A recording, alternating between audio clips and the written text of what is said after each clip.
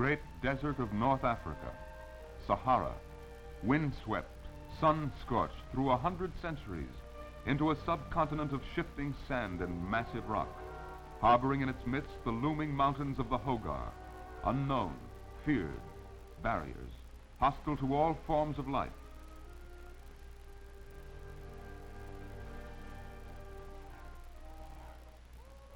Here, the cradle of the Tuareg, nomad masters of the desert. Here, each new life treasured, cherished, by custom nursed in the familiar sheltering tents of the mother's family. To the father, waiting in his distant camp, these tidings sped. A new lord has begun his journey through this desert. His domain, the eroded relic of a once humid forest and fertile grassland. His birthright, to command the trade routes of the caravans, a heritage embedded for 10,000 years in Tuareg rule and tradition, passed on in the camps of the ruling caste, handed down in the custom and ceremony of the veiled nobles. Thus, to the elders of the father's camp is rendered the honor of choosing by lot the name of the newborn son. A name which the father speeds back to the camp of his wife's family, with gifts for the mother and her little prince. This goat, freshly killed, a token of his joy. This piece of cloth, a token of his affection. Gifts to speed the day of their return. From birth, the new lord, born white of skin, a pure-blooded Tuareg, is undisputed master of the tents.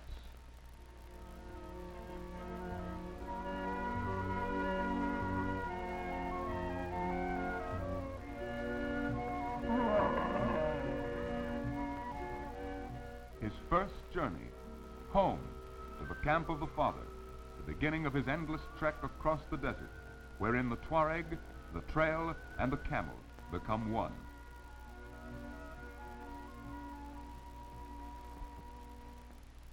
And wherever Tuareg camp is pitched, there is firmly staked the influence of the wife and the mother. For it is by her sure knowledge that she sets the foundation and holds together her family, teaching her daughter the crafts of the tent, the recipes for survival, guiding the first faltering steps of those least able to bear the rigors of a nomad life.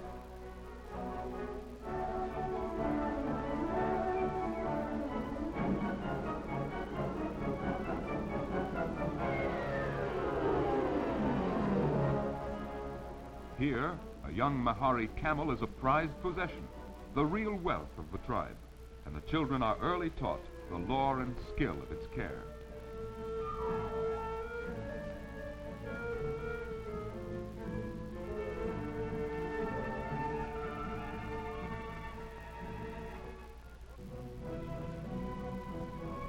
Thus, in the perpetual shifting of the camp, the young lord will learn of the never-ending search for pasture and water. For his tribe will prosper only by the well-being of its camels. Thus, his duty clear to him, to feed the herd, to learn their every need and mood, to be ready, to help the herder tend his flocks, the sheep, the goats, the camels. Their milk, the sustenance and mainstay of the Tuareg.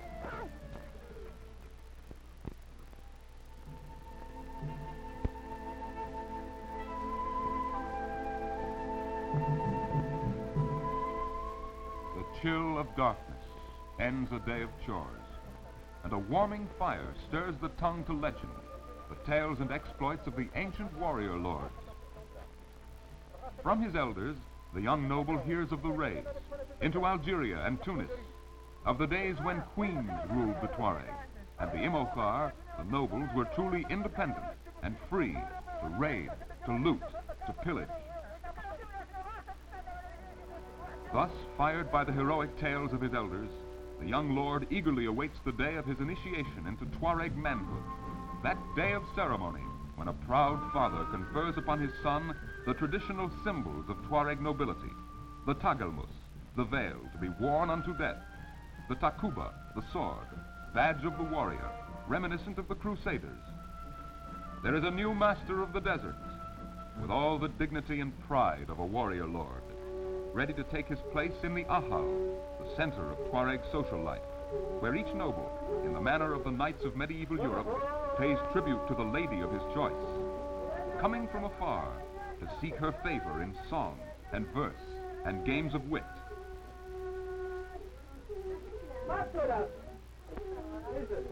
And thus to win, by her consent, his reward, her hand in marriage.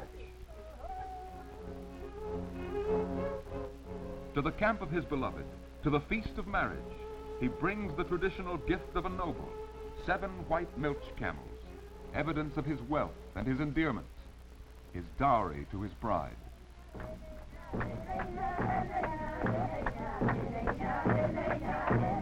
Then begin the festivities, the songs of marriage, the displays of skill on the swiftest camels by the finest riders.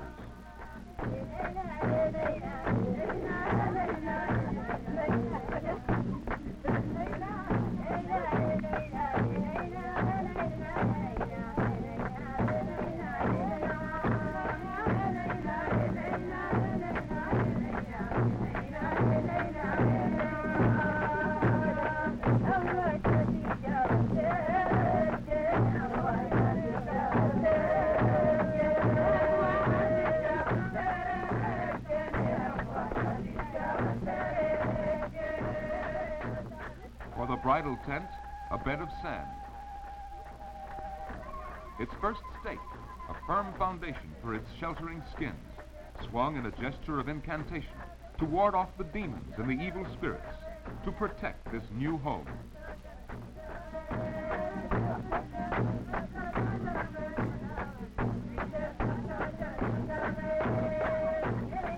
Within the tent, the bridegroom and his family await the bride.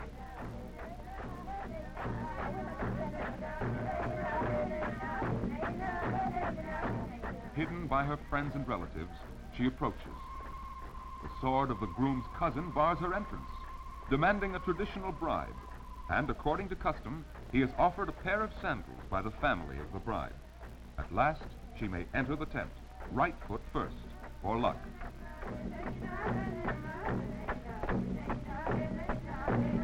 Festivities reach a new pitch, and for 7 days, the guests will feast.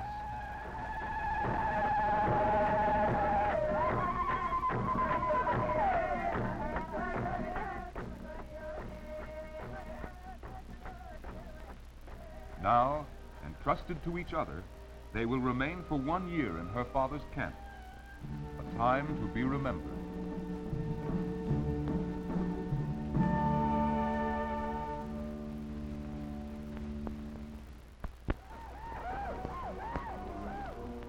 Then, one day, like the rising wind of the desert, his friends sweep down to take the young lord and his lady back to the camp of his father.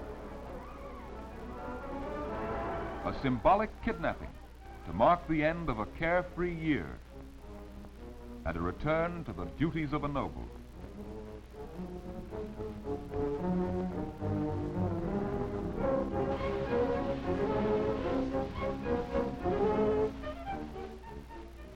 For every autumn, the Tuareg round up their finest camels, fresh from pasture, for the never-ending salt caravans of the Sahara. From far afield, the nobles assemble at the caravan camps, in the foothills of the desert mountains, a spirit of excitement in the air, in every preparation, in the loading of the salt flocks brought down from the mines and pits of the north, securing the bags of fodder, tightening the pack saddles for the last time, readying the camels,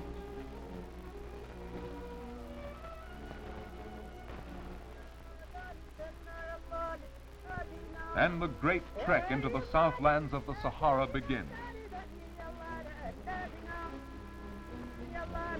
2,000 miles of burning sand and cutting wind, stretching into days, weeks, month.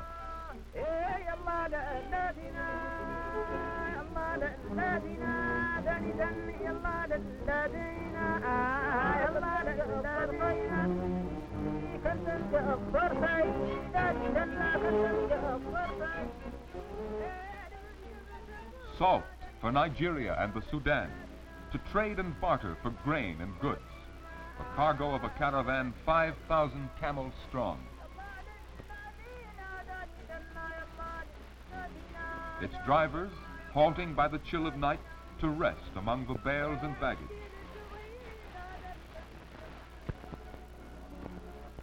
To warm the stomach with asing, a thin gruel of millet mixed with water and cheese, their mainstay. Each spoonful measured, for the veiled men know days without food, without water, and hunger is ever present with the Tuareg on the trail. And in the camps, the sustenance of the tribe is in the hands of the women, in their primitive formulas for survival. And in the waiting months, their artisan skill becomes a practical alchemy, transforming the hide of the sheep and goats into things of use and value. Their only tools, a sharp blade and deft fingers.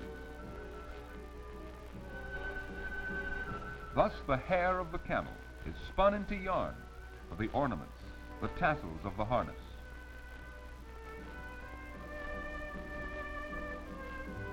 And the art of 100 centuries is woven into the very texture of the mats,